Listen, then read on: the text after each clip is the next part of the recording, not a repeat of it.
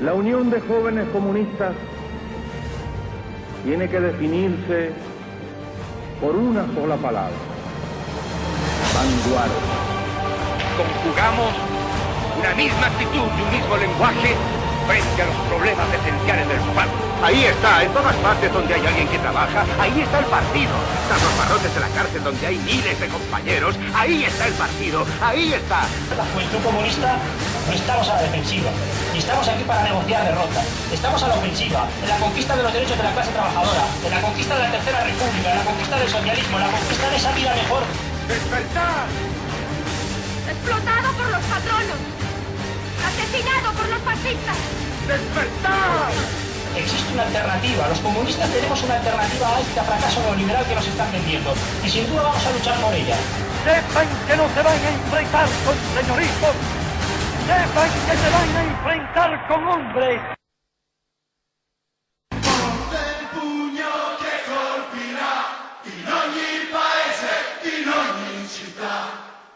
Bienvenidos al programa número 51 de Iskra Radio. Hoy tenemos un debate con las juventudes socialistas.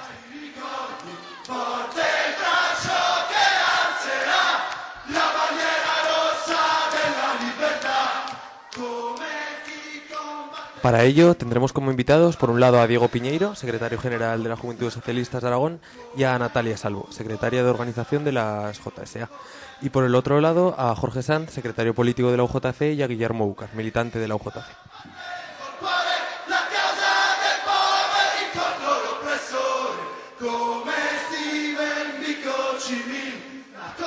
Empieza ya Iskra Radio.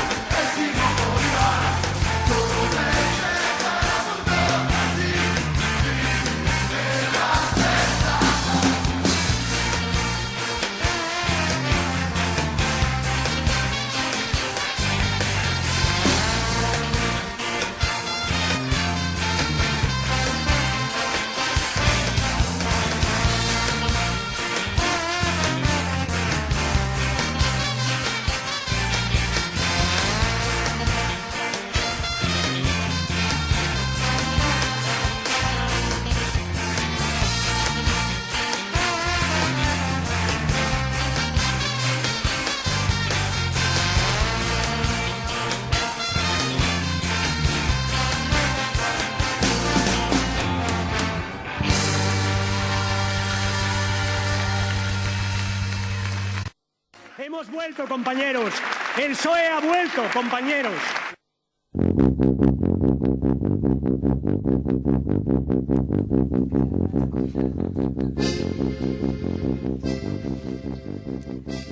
¿Hacia dónde va el PSOE? Esa es la pregunta a la que queremos dar respuesta en el programa de hoy. Para ello hablaremos sobre la última conferencia política del PSOE. Bueno, y como siempre podéis escucharnos en TuneIn y en el 102.8 de Zaragoza. Podéis seguirnos en Facebook, Iskra Radio, en Twitter, @IskraRadio, y el hashtag es IskraPSOE. Luego podéis escuchar el podcast en iVoox. Pero antes de entrar al debate, vamos con nuestro editorial de hoy. Hace unas semanas, el PSOE se descubría como el nuevo partido de la izquierda, una renovación que comenzaba y se propone como la única alternativa. El PSOE nos dice que ha cambiado, que no tiene nada que ver con lo de antes, que es la verdadera izquierda. Pero ¿cuántas veces hemos visto esto? Tras el franquismo proponían no entrar en la OTAN, pasar del juego financiero de la Unión Europea, no desindustrializar nada. Zapatero dijo, más de lo mismo, promesas sociales, nos sacó de una guerra y nos metió en 5 conflictos, pacto de la Constitución a nuestras espaldas. Hoy nos encontramos como la tercera renovación del PSOE. Nuevamente promete, en cambio, un giro a la izquierda. ¿Volverán a las andadas? Bueno, pues empezamos ya con el debate. Vamos a presentar a nuestros invitados de hoy. Natalia, buenas noches. Hola, buenas noches. Diego, buenas noches. Hola, buenas noches. Guillermo. Buenas noches. Y Jorge. ¿Qué tal? Buenas noches. Bueno, pues podemos empezar ya con la primera pregunta, ¿no? Escuchábamos ahora a Rubalcaba afirmando que el PSOE ha vuelto. ¿Qué significa esto? Bueno, la verdad que hemos vuelto después de un fin de semana largo. La verdad, esta cuña tiene mucha repercusión fuera, pero en el contexto en el que la dijo, cuando sacamos todo el contexto, pues todo cambia un poco. Pero bueno, sí que es verdad que el Partido Socialista hemos vuelto a volver a decir a la sociedad que tenemos ideas para volver a gobernar este país y que hemos pasado una transición por el desierto, como todos los cambios de gobierno, todas las salidas del gobierno que conllevan, y hemos pasado un año de reflexión en donde todos los militantes hemos podido estar reflexionando sobre y trabajando sobre el documento marco que se debatió en aquella conferencia política para poder llegar al final a cambiar unas bases, no tanto, como habéis dicho en la editorial, la verdad izquierda solo tiene un nombre y no me gusta hablar de eso, los tópicos no me gusta recurrir en política, entonces hablar de verdad izquierda no la concibo porque crea una pluralidad, entonces pues, por lo tanto no hay nada verdadero. Y la verdad que sí que el partido hemos modificado, hemos debatido y siempre que se debate se modifican aspectos. Y en este fin de semana hemos empezado a introducir cambios. Por ejemplo, desde Juventudes Socialistas llevamos muchos años con el debate del voto a los 16 años, muchos años. La verdad que desde que yo militante en la organización era el debate que lo teníamos de siempre y en esta conferencia política se ha aprobado el primer paso para pedir el voto a los 16 años, que es que lo aceptemos, que se acepte dentro del Partido Socialista. Y en las primeras abiertas, por primera vez, los de 16 y 17 años, la gente de 16 y 17 años va a poder participar en las primarias abiertas. Entonces, es uno de los cambios que en esta conferencia ha ocurrido. ¿Alguna otra opinión? Natalia. Bueno, yo personalmente no estoy muy de acuerdo con el tema. Además, lo hablábamos antes algunos compañeros con el tema de hemos vuelto. Yo creo que la mayoría, toda la militancia de base nunca se ha ido. Siempre hemos estado allí, siempre hemos estado haciendo las reivindicaciones o la mayoría de reivindicaciones que se han aprobado en esta conferencia. Y yo que personalmente me considero bastante escéptica en temas internos, en temas orgánicos, he salido bastante contenta, en mayor o menor medida. Evidentemente siempre la juventud vamos a exigir y vamos a pedir un paso más allá, pero he salido bastante contenta, sobre todo por lo que comentaba el compañero Diego, porque además grandes reivindicaciones de las juventudes socialistas, como es la laicidad o el cuestionamiento de los acuerdos con el Vaticano o el voto a los 16 años, que es una reivindicación de juventudes socialistas prácticamente desde que se fundó, han quedado aprobadas. Entonces la voz de los jóvenes ha estado allí, hemos estado participando en los cauces internos del partido, se nos ha escuchado, se nos ha hecho caso y desde luego en este sentido nosotros y nosotras hemos salido contentos en mayor medida del resultado. Jorge. Bueno, yo viendo un poco lo que ha trascendido en los medios y lo que se ha publicitado de esta conferencia política, si bien es cierto pues que sí que se han planteado ciertos cambios, también pues como comentaba pues son cambios los que han comentado un poco más a nivel interno, de organización y de participación interna. La pregunta que siempre me hago es ¿qué cambios de línea política ha habido? Porque lo que ha trascendido parece ser que no han sido muchos. No se ve que haya habido una gran como una gran autocrítica en cuanto a línea política seguida, se han dicho que ha habido algunos fallos y tal, pero, por ejemplo, grandes pilares que se han defendido desde el Partido Socialista, pues como por supuesto ya no el no cuestionamiento del sistema de mercado, que eso siempre ha estado ahí desde la transición, sino simplemente casi el no cuestionamiento de la línea política neoliberal que se ha ido llevando por los varios partidos que han gobernado España. El tema de la integración europea, no sé si se ha comentado, si se ha hecho alguna crítica a ese respecto, en el que pues tanto el Partido Socialista como el Partido Popular pues han estado siempre completamente inmiscuidos y han sido promovedores de ello. Y bueno, sobre todo pues ya a nivel interno a nivel de España, que líneas políticas se han marcado o se quiere cambiar con respecto al anterior, porque ya digo que yo lo que he visto no se auguran grandes cambios. No se ha habido algún tipo de autocrítica con la introducción del artículo 135, que sabéis que eso siempre lo sacamos, es verdad, pero claro, evidentemente es que marca la actuación política de un Estado. Primero Guillermo y luego abrimos turnos. Bueno, pues sorprendentemente mi primera crítica no va a ir dirigida al Partido Socialista, sino va a ir dirigida a Iskra Radio, porque la pregunta que se hacía en el programa era hacia dónde va el PSOE, ¿no? Yo la enfocaría de hacia dónde fue el PSOE, porque el PSOE ya cambió hace tiempo y la línea política que ha demostrado durante los sucesivos gobiernos que ha tenido, las oportunidades que le ha concedido una ciudadanía, en mi parte engañada en esto que llaman democracia, que desde luego no comparto esa idea, y las ha desaprovechado. Ahora hay que entender que al Partido Socialista se le pide algo más que una conferencia política, algo más que un congreso, se le pide algo más que unas palabras escritas en un documento, un posible cambio de ideas, un meeting que derruba el Cava alegando a muchos valores.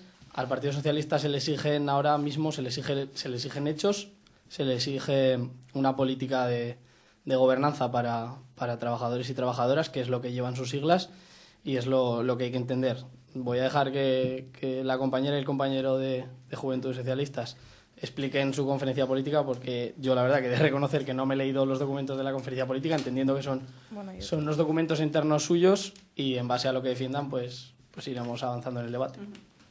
Vale, a mí me parece paradójico que se cuestione la autocrítica que hace el Partido Socialista, porque yo desde luego no creo que haya un partido que haga más autocrítica que el Partido Socialista, ¿no? Y además es una autocrítica que genera expectación.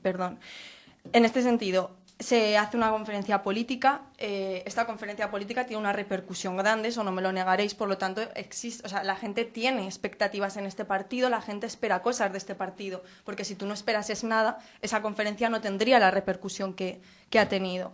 Y además, por supuesto, las esperamos quienes militamos en estas siglas y las espera también la ciudadanía, reitero.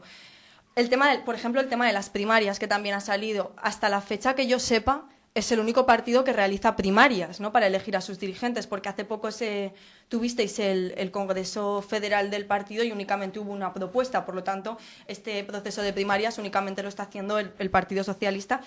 Seguramente en vuestros cauces internos estará también la posibilidad de hacerlo. Entonces, desde luego, la democracia interna del partido y la autocrítica está más que avalada por las prácticas que se están desarrollando. Con respecto al artículo 135, que sí que es verdad, como dice Jorge, que se nos mete mucha caña, ¿no?, en este sentido. Bueno, yo solo te puedo decir una cosa.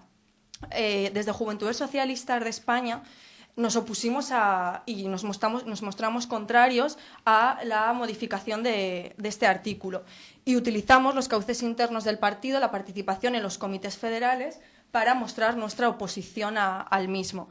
Evidentemente, supongo que es la misma línea de actuación que haréis vosotros y vosotras. No creo que estéis de acuerdo con todo lo que se hace, porque si no sería bastante negativo para vuestras siglas, y utilizaréis los cauces internos que os proporciona el Partido Comunista o Izquierda Unida o la organización de la que forméis para mostrar vuestro desacuerdo. Y luego otra cosa que ha dicho antes, que ha comentado antes Guillermo, ¿no?, sobre hacia dónde había ido el Partido Socialista. El Partido Socialista acarrea un lastre que no tiene el PC, que es el haber gobernado. El gobernar genera unas cargas extras que los partidos que no han estado en el gobierno no tienen. Eso es una realidad. El problema es, nosotros no nos podemos quedar anclados tampoco en lo que se ha hecho, o votar lo que se ha hecho. O sea, existen unos programas electorales, existen unos proyectos y nosotros votamos esos proyectos. Es un claro ejemplo el Partido Comunista, por ejemplo, allá por los años 50 hizo lo que se conoce como la reconciliación nacional, ¿no? Que era buscar apoyos incluso en partidos liberales, que sería una cosa que quizás hoy en día veríais algo alarmante o no avalaríais, y se hizo. Pero vosotros no votáis que el Partido Comunista hiciese eso, vosotros votáis unos proyectos que os presenta el Partido Comunista y que pretenden llevarse a cabo. Pues nosotros, a fin de cuentas, estamos en la misma línea. Por seguir con lo que han planteado un poco, hablabais de Europa. Bueno, de la autocrítica ya la ha explicado Natalia. Que me acerque, perdón. Que la autocrítica... Es que... ahí. La autocrítica está clara, no nos vamos a estar fustigando toda la vida. Lo que tenemos que poner es nuevos cauces para evitar que se incumplan programas electorales. Yo creo que eso es un avance que la democracia española tiene que llevar y yo creo que ahí vamos a estar. Y hablando de Europa, se habla mucho de Europa. La verdad que somos un partido europeísta, como no podía ser de otra manera, y creemos en Europa. Es decir, creemos en la Europa social, no creemos en la Europa que tenemos actualmente. La Unión Europea está mal hecha. Hay que reformarla, creemos en la reforma de la Unión Europea, creemos que es fundamental que no exista la separación entre norte y sur dentro de la Unión Europea. Tenemos que llegar al consenso y al convencimiento de todas las partes de que es Europa, de que todos los países creamos en Europa, de que nosotros primero los españoles creamos en Europa. Yo creo que en los tiempos que estamos, el nacionalismo está muy alejado y yo creo que tenemos que ir más allá. Y como socialistas creemos en la Unión Europea por todo lo que conlleva. Creemos que es fundamental que haya una unión bancaria en Europa. No tenemos que estar otra vez con los bancos nacionales. Yo creo que ahora mismo, para que esta crisis hubiera sido menos, yo creo que el Banco Central Europeo debería haber actuado, que no lo ha hecho debido a las reticencias de Alemania. Tenemos que quitar el poder que tiene la Alemania y Francia sobre la Unión Europea. Yo creo que todos los países tenemos que entrar a un cambio dentro de la Unión Europea. Y luego me ha encantado eso de que se nos exija y que se nos espere. Yo creo que eso es el hecho de que somos el partido del gobierno y que la esperanza para quitar a la derecha y quitar todas estas políticas liberales viene de nuestra mano. Y por lo tanto estoy muy contento que se nos espere, porque hemos llegado y llegaremos otra vez al gobierno a cambiar todas estas políticas liberales que nos está haciendo la derecha. Jorge. Bueno, yo por mi parte, lo siento, pero no esperar al Partido Socialista. Si esperara al Partido Socialista, militaría en el Partido Socialista, y no es el caso. Supongo que aquí los compañeros del PSOE tampoco esperan que Izquierda Unida gane las elecciones, si no, no estarían donde están. Eso es algo evidente. Pero espero que suba el 5%. Varias cosas que se han comentado. Bueno, a ver, evidentemente la conferencia política, como todos los procesos que tiene el PSOE, pues tiene muchísima trascendencia porque es un partido grande, es uno de los partidos del turno y evidentemente pues se requiere que tenga esa trascendencia y que les siga viendo como las dos únicas alternativas de gobierno, el Partido Socialista y el Partido Popular. Evidentemente el Congreso del PC ha tenido bastante menos repercusión, pues porque principalmente no tenemos ningún tipo de medio afín, o por lo menos ninguno que tenga repercusión. No tenemos empresas de comunicación que hagan de nuestros voceros como sí pasa en gran medida con el Partido Socialista y con el Partido Popular. En cuanto a lo de estar anclados, yo creo que no iba por ahí, ¿vale? O sea, no es estar anclados en constantemente comentar los errores que se han hecho, sino simplemente es por tener referencias históricas, porque como del futuro se pueden hablar mil cosas, pero todo está por llegar, por eso es futuro. Hay que mirar también a la historia, y la historia lo que señala es que el Partido Socialista, cuando no está en el gobierno, tiene supuestamente marca una línea que tampoco es que sea tan completamente diferente, pero bueno, algo diferente es, o por lo menos así se presenta, pero luego, sin embargo, una vez en el gobierno no son esas sus actuaciones. Ahora mismo yo creo que el PSOE lo que está intentando es volver a ser lo que ha sido, o sea, volver a ser lo que ha sido en cuanto a básicamente volver a gobernar, y ya se ha comentado. Evidentemente, para eso, sabe que para ganarse su electorado lo que tiene que hacer es intentar, por lo menos hacia afuera, diferenciarse del Partido Popular.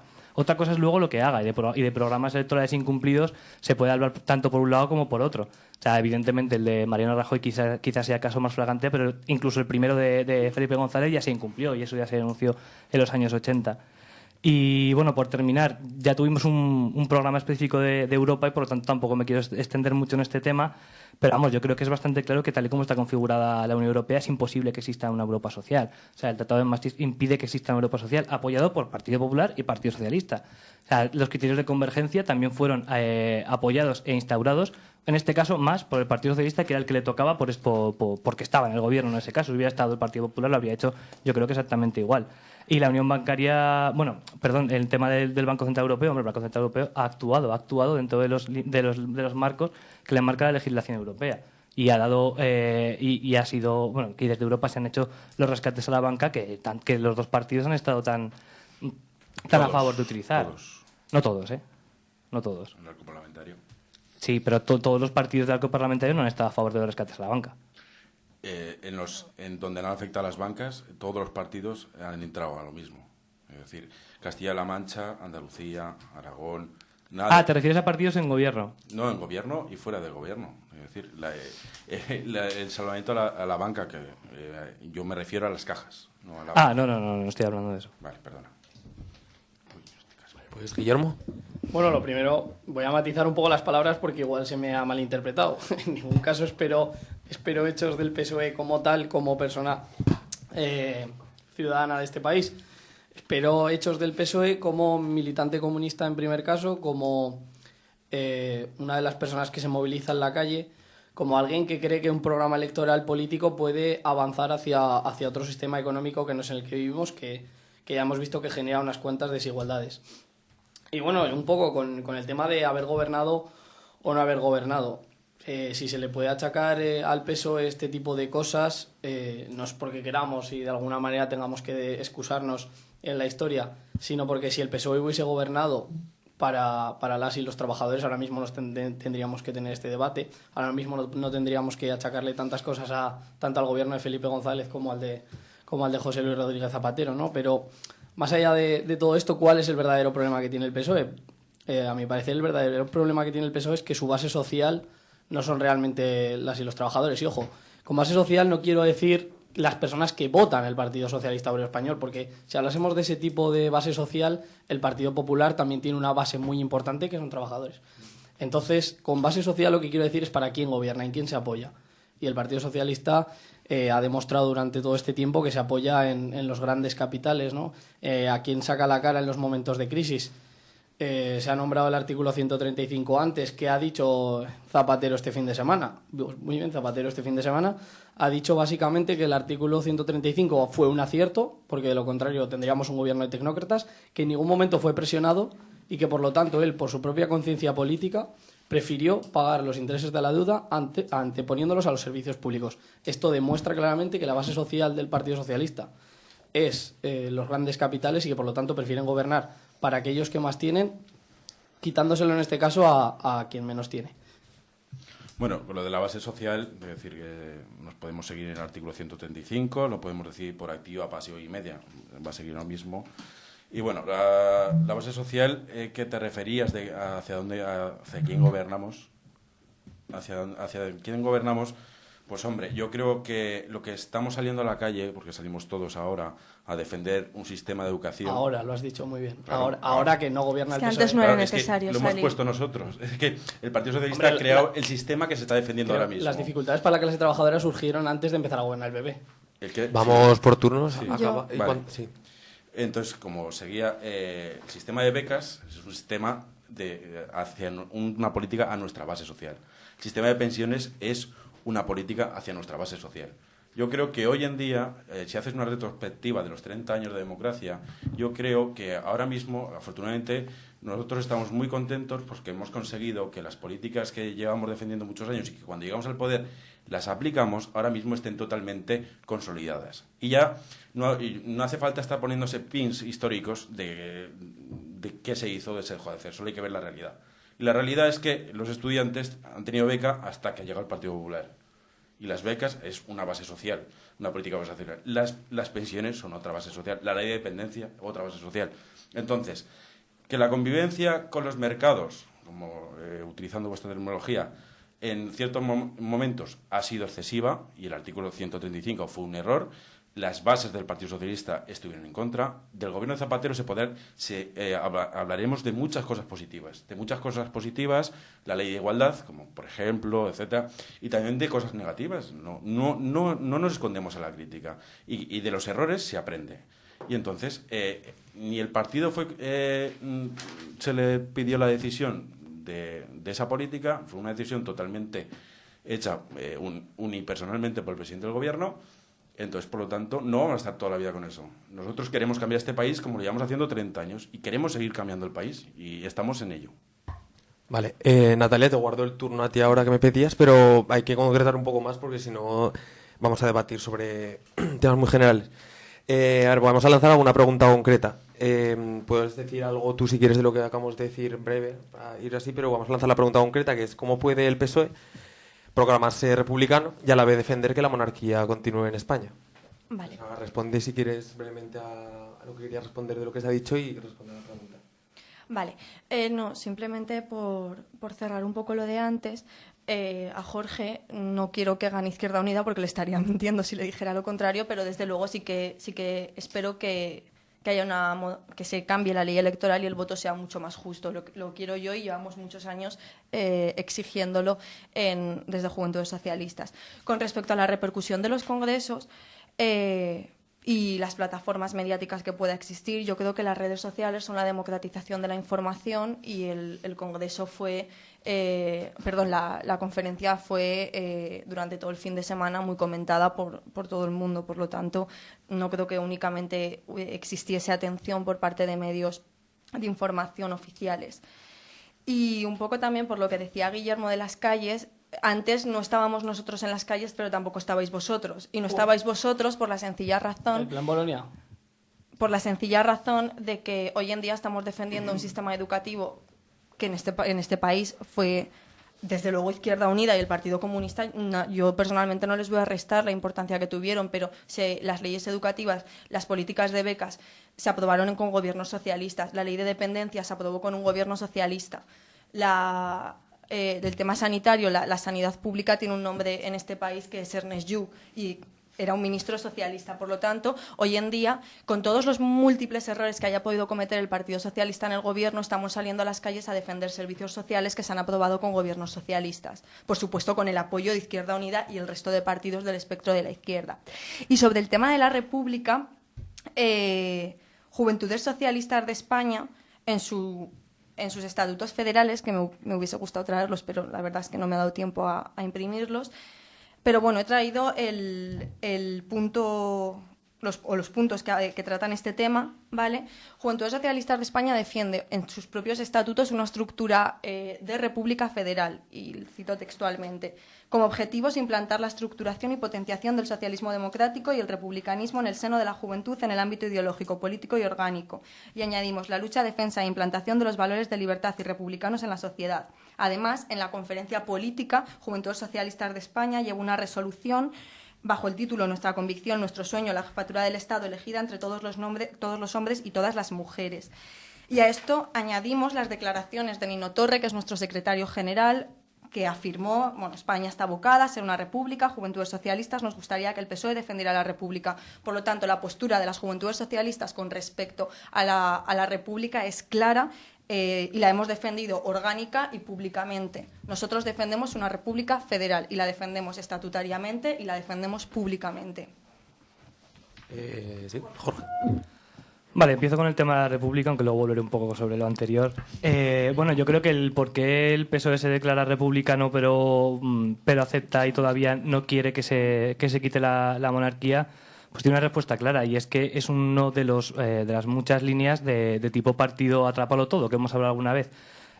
Vale, somos republicanos. Además, ahora que la monarquía está bastante denostada, está bien decir, bueno, pues tenemos unos ideales republicanos, pero todavía no, ¿vale? O sea, vamos a ver si igual dentro de un tiempo, tal, vamos dejando, y al final, pues, por ahora lo han ido dejando bastante tiempo. Pasa lo mismo con lo que comentaba, o sea, es un partido que intenta presentarse como que gobierna para todos, cosa que es completamente imposible. No se puede gobernar para todo el mundo. De hecho, no se puede gobernar para dos clases sociales que están enfrentadas. Eso es imposible. No se ha podido ahora ni se va a poder nunca. Y claro, ¿qué pasa? Es lo mismo. Si nosotros gobernamos para los trabajadores, también para los mercados, pero lamentablemente siempre ha sido el mercado por encima de los trabajadores. Volviendo un poco a lo que hablábamos antes, las calles. Hombre, Natalia, sí hemos estado en las calles. Hemos estado en las calles y en las universidades, en los encierros contra Bolonia. Hemos estado en las calles en la huelga general que se hizo a Zapatero por la reforma laboral. Y hablando de la reforma laboral de Bolonia, y podríamos hablar también de la ley 1497 de sanidad, ¿vale? La que posibilita que ciertos servicios de sanidad se puedan privatizar o externalizar, que apoyó el Partido Socialista. Lo que esto deja ver es que, si bien se van turnando durante un montón de tiempo, la línea, con matices, pero la línea general va siendo la misma y se va yendo a una misma dirección. O sea, en educación, la línea hacia una mercantilización y hacia una elitización es la misma. ¿Que el Partido Popular lo hace con más fuerza? Sí, pero la línea es la misma. Las privatizaciones, más de lo mismo. O sea, ya no solo en sanidad, en general, quien empieza las privatizaciones de empresas estratégicas en España es el Partido Socialista, con empresas muy fuertes, como era Ensidesa, como era SEAT o muchas otras. ¿Que luego la continúa el Partido Popular? Sí, pero la inicia el Partido Socialista. Y al revés también. O sea, la especulación con el suelo, vale que la inicia el Partido Popular más fuerte con la ley de suelo, pero el Partido Socialista no la delegó en ningún momento. Vamos, no hizo absolutamente nada. Estaba, claro, como las cifras macroeconómicas estaban tan bien, o parecía que estaban tan bien, pues eso les iba bien y coincidía con su línea, no había ningún problema. Entonces, claro, lo que hay que ver es que en una misma línea histórica, vamos a poner desde la transición hasta aquí, el camino que han seguido ambos partidos en muchos aspectos ha sido el mismo, aunque evidentemente tuviera algún matiz. Guillermo. Bueno, por ser un poco obediente me voy a ceñir bastante a la pregunta. La pregunta era ¿cómo puede el PSOE proclamarse republicano y a la vez apoyar la monarquía? Bueno, bien, yo creo que entra dentro de lo que es todo un entramado muy complejo, que puede parecer un poco una idea de locos y locas, ¿no? Las tres patas fundamentales en las que se apoya este Estado, un Estado de clase, o sea, un Estado que realmente responde a los intereses de los mercados como tal, son la monarquía, el bipartidismo y sobre todo las fuerzas de represión del Estado. Con esto, ¿qué quiero decir? Todas, entre ellas, las tres están relacionadas. Es decir, no cabría esperar que el PSOE en un momento dado se deshiciese de la monarquía porque forma parte de ese bipartidismo, de esa alternativa para la ciudadanía, pero no para el capital, ¿no? El capital, por ejemplo, señalando directamente a don Emilio Botín, está bien tranquilo, gane PSOE, gana PP, él tiene sus intereses asegurados y por lo tanto le convienen. La monarquía nos fue impuesta, eso hay que decirlo, nos fue impuesta por Franco, que fue quien se le señaló, y parece que es algo muy democrático, que el monarca nos salvó del 23F, ¿verdad?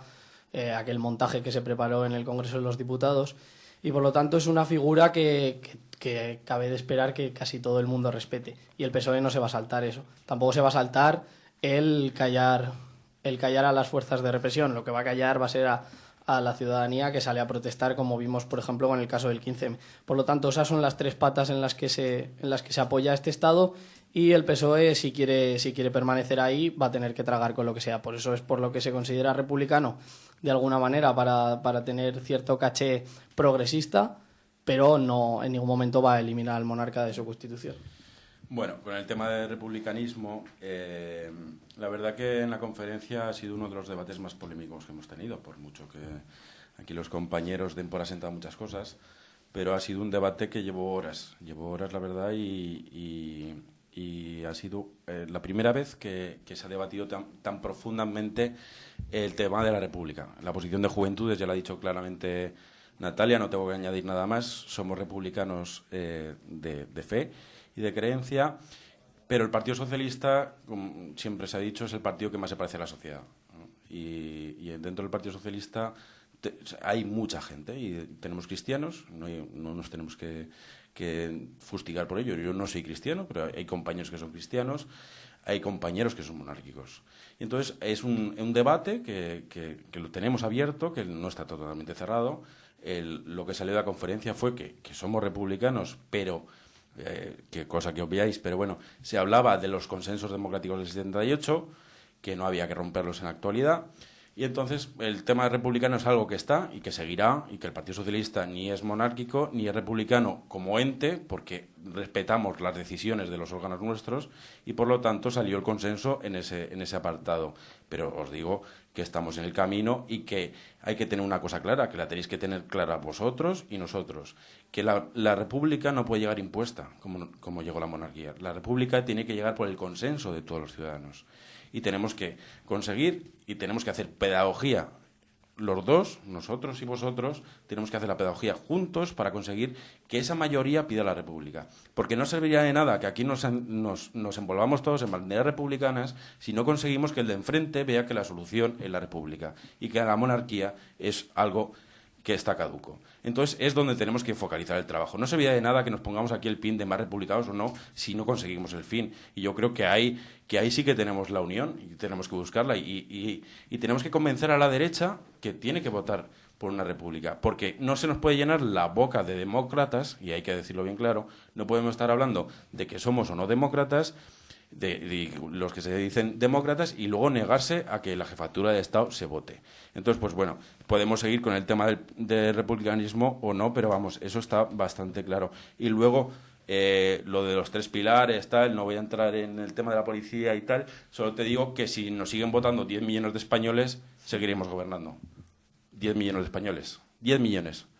Es decir, me parece que hay que respetar mucho el voto de la gente. Y yo creo que decir que 10 millones de españoles votan porque lo que el señor Botín quiere y le da el botón de 10 millones es un poco complicado de unirlo. Bueno, Guillermo, si quieres responder y luego vamos con Natalia. No, a ver, era sobre los 10 millones. Entonces, el Partido Socialista entiendo que no puede en ningún momento criticar las actitudes de este gobierno porque tiene 11 millones de votos.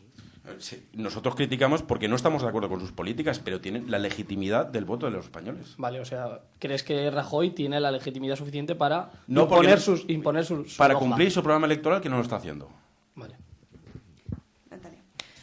Bueno, yo es que lo que dicen Jorge y Guillermo sobre el tema de la república es que a mí personalmente no me tienen que convencer de ser republicana. Soy republicana convencida, pienso que es la forma de gobierno, o sea, defiendo la República Federal como una forma de gobierno, entonces a mí personalmente no me tienen que convencer. Juventudes Socialistas como organización defiende la República, la defendemos, como digo, en nuestros estatutos, la hemos llevado a la conferencia política en modo de resolución, la defendemos abiertamente, pero es que la pregunta que nos hacéis, yo creo que parte de un error clave. El Partido Socialista como tal no se define republicano. Que a mí me gustaría que se lo definiese a mí a título personal, sí, que se lo define, no es así, porque es cierto que el Partido Socialista tiene una militancia muy amplia y entre sus filas hay monárquicos, hay más republicanos que monárquicos, las cosas como son, creo que quedó demostrado, pero es cierto que como tal no se define como un partido republicano, entonces no me parece una controversia, ni me parece... No sé, que la pregunta que nos hacéis, porque, como digo, es que ni en sus estatutos ni como tal se define como un partido republicano. Que la mayoría de su militancia es republicana, sí. Que la aspiración de la mayoría de personas que militamos en este partido es que se proclame una república, sí. Yo comparto la opinión de Diego de que creo que más importante que proclamar una república es crear una sociedad de republicanos y republicanas, que creo que fue, por ejemplo, uno de los errores de la experiencia histórica más reciente que tenemos, que fue la Segunda República. Proclamar una república en un país donde no había republicanos y republicanas. Y es que, en este sentido, un poco creo que existe una línea fina en torno también al discurso que mantenéis sobre las políticas del Partido Socialista, que las comparéis con el Partido Popular, y yo entiendo que entra al juego también el electoral, yo lo comprendo, pero decir que es igual que gobierne uno, que gobierne otro, o decirnos es que vosotros no sois republicanos, como si cuando gane Izquierda Unida el día siguiente se va a proclamar una república en este país, ojalá, pero todos sabemos que no va a ser así, aunque se gobierne. Y en este sentido, pues yo, no sé, veo este carácter electoralista, nosotros venimos a hacer la izquierda porque vosotros gobernáis como la derecha, ¿no? Bueno, pues a mí también muchas veces, vuestro discurso me encanta como persona de izquierdas, para que os voy a engañar, pero me gustaría también ver una aplicación práctica, porque a lo mejor una estudiante que ha perdido su beca, o una persona mayor que ha perdido la ley de dependencia, o un joven que ha perdido su plaza 03, se está preguntando a corto o medio plazo si de verdad vuestro discurso de que gobiernen unos o gobiernen otros da lo mismo. Jorge.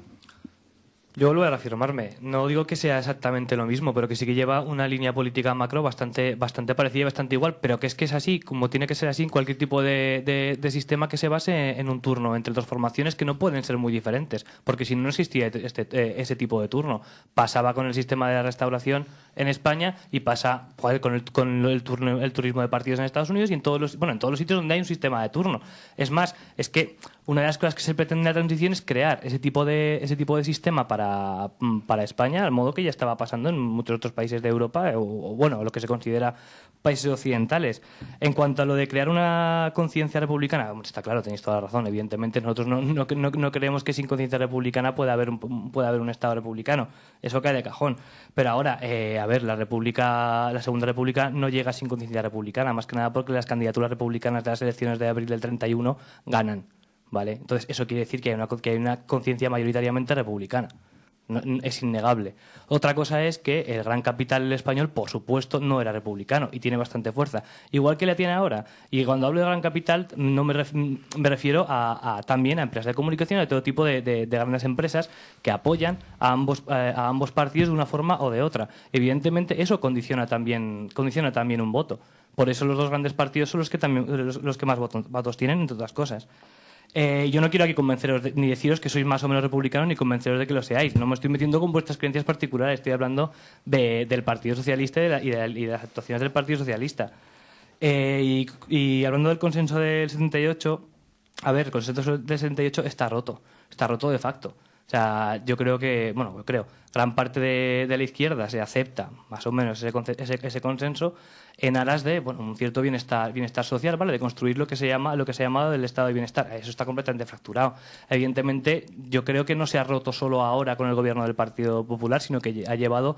Pues es que tenemos el problema en España de que casi cuando se empieza a construir se empieza a destruir, porque entramos en un ciclo en el que en Europa se están destruyendo, se empiezan a destruir los estados de bienestar, y es cuando España entra a empezar a construirlo. Entonces, ahí hay una contradicción que, por un lado, se hacen medidas sociales, mientras que, por otro lado, se van socavando las bases del Estado que van a posibilitar que el estado de bienestar se pueda sostener. Que con el último gobierno del Partido Popular se ha terminado de dinamitar, sí, pero viene de antes, viene de privatizaciones, viene de seguir dando poder a las grandes empresas. Y lo siento, pero es que el Partido Socialista tiene muchas relaciones con grandes empresas y con la gran banca. El partido de Botín no es el Partido Popular, es el Partido Socialista. Y no lo digo porque sí, ni porque su color sea el rojo o lo que sea, es una chorrada. Lo digo porque tiene relaciones directas. El Banco Santander le ha perdonado deuda que tenía el Partido Socialista con su banco. Pues por algo será.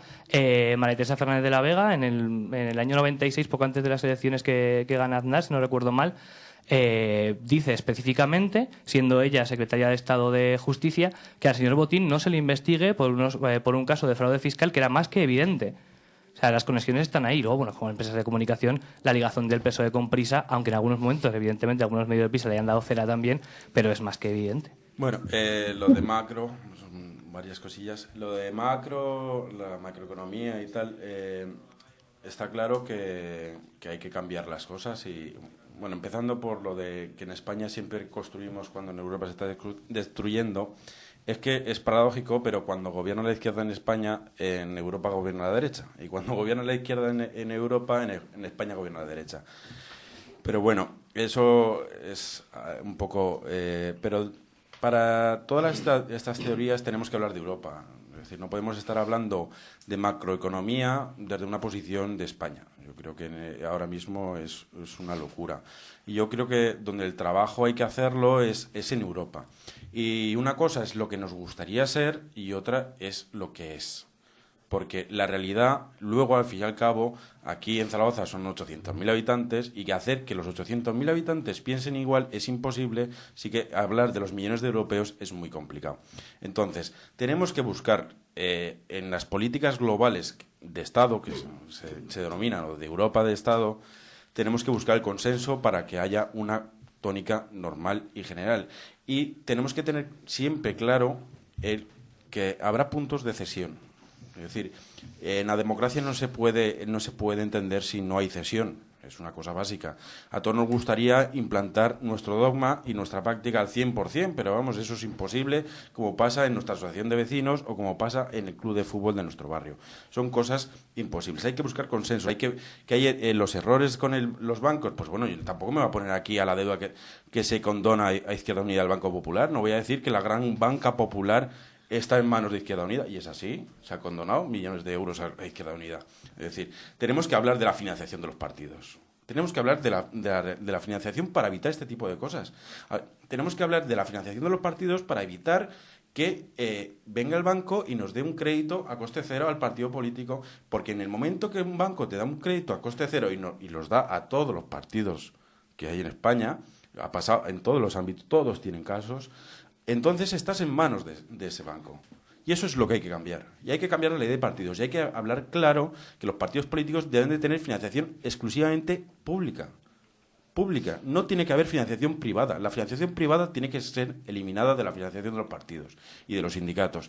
Entonces hay que hablar de las soluciones. Es decir, que no, podemos estar siempre en el pasado, pero yo quiero mirar al futuro. Y yo quiero cambiar las cosas que se han hecho mal. Y no me importa reconocerlas, igual que la última medida que hizo el gobierno de Zapatero en funciones fue condonar, sacar de la cárcel al banquero del Banco Santander. Pues eso es una aberración, y hay que hacer que el poder tenga matices y que tenga controles. Tenemos que hablar de los controles. Hay que hablar de qué mecanismos de control se le puede poner a los gobiernos. Hay que hablar de estas cosas. Y sobre todo la financiación de partidos, que me parece muy, muy importante, que no estamos en la época mejor para hablar de esto, porque de cara a la ciudadanía, al hombre que ahora mismo está cobrando 400 euros, pues hablar de que los partidos políticos tengan que tener una financiación extremadamente pública, pues va a decir que nos vayamos a la mierda. Pero esto son cosas que para cambiar muchas de las cosas que has dicho hay que cambiar. Bueno, os pido que seáis un poco más breves. Vamos, Guillermo, Jorge, y os hago otra preguntita, ¿vale? Vale, a ver, bueno.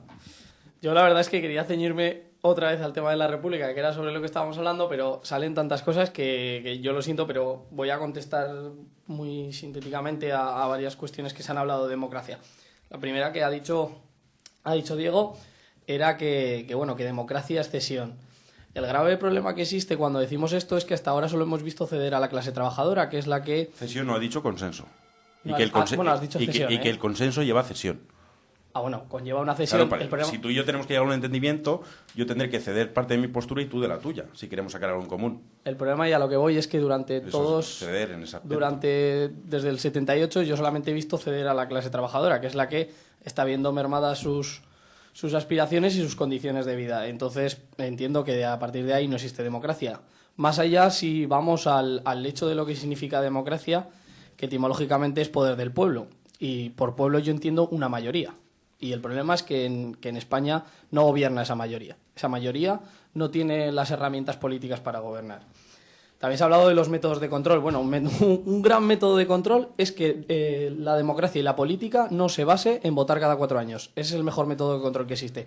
Y ya digo que profundizaremos aquí. Simplemente quería aclarar esas cuestiones. Sobre el tema de la República, bueno, se ha dicho un poco como que la República era la solución. Eso es falso. O sea, realmente la República no es la solución. Podríamos tener una República a la francesa y no por ello viviríamos mejor. Una República a la italiana y no por ello viviríamos mejor. Por lo tanto, la República como tal no es la solución. El tema de que la derecha... Hay que convencer a la derecha de lo de la República, o que la derecha no iba a ceder en el ámbito de la República. Bueno, la derecha será capaz de apoyar la República si en un momento ve que es clave para poder seguir gobernando. El problema es que, como he dicho, este Estado se fundamenta en esos 3 pilares, a mi entender, y por lo tanto ni la derecha ni el PSOE, yo lo siento, pero reniego de llamar al PSOE la izquierda o la alternativa política que no es la derecha, en este caso en España, apoyará a la República si es necesario.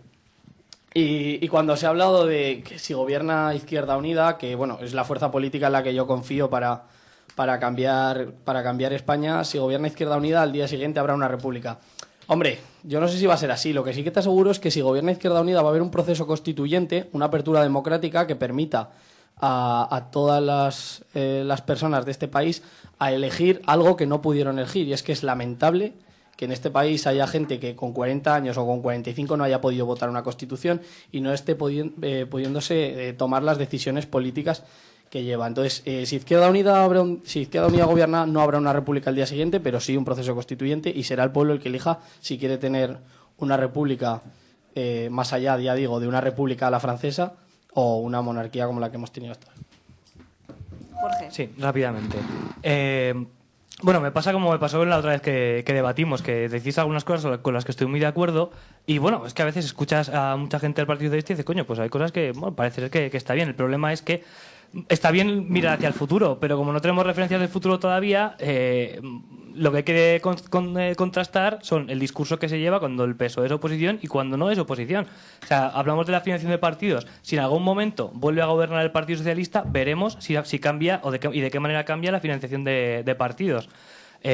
Con eso, bueno, es que claro, muchas cosas se decían. También Zapatero dijo junto con Sarkozy que iban a acabar con los paraísos fiscales. Bueno, mentían evidentemente, básicamente porque no se puede, porque legislaciones europeas prohíben, ¿no? Se prohíbe se puede si todos los grandes países, que son quien los tiene, hablemos claro, los paraísos fiscales residen en los grandes países, si ellos quieren se eliminarán. A ver, por poder se puede hacer todo. Lo que pasa es que cuando se ha podido no se ha hecho y se han apoyado tratados europeos, Maastricht, otra vez volvemos a hablar de Maastricht, que prohíbe poner cualquier tipo de trabas al libre movimiento de capitales. Eso es prohibir los paraísos fiscales.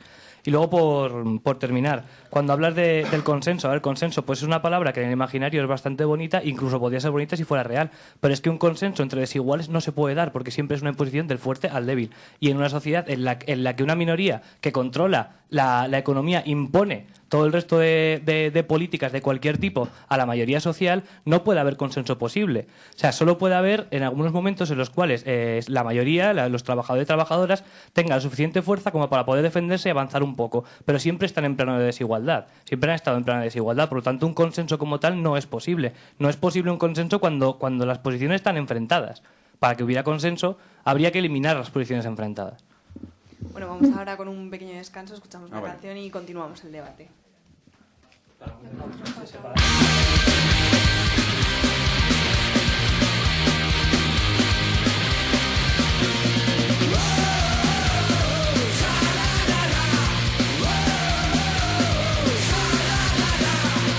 Yo soy el hombre que nunca llora.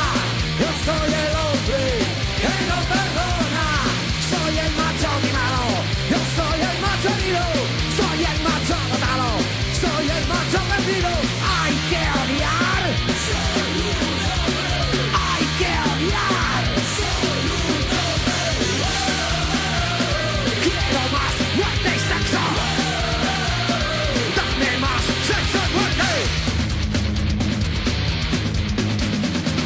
Yo soy el hombre que nunca llora. Yo soy el hombre que no perdona. El macho dominante con la polla de acero. Frustrado e impotente, violento y medio loco. Hay que odiar. Soy un hombre. Hay que odiar. Soy un hombre. Quiero más muerte y sexo. Dame más sexo y muerte.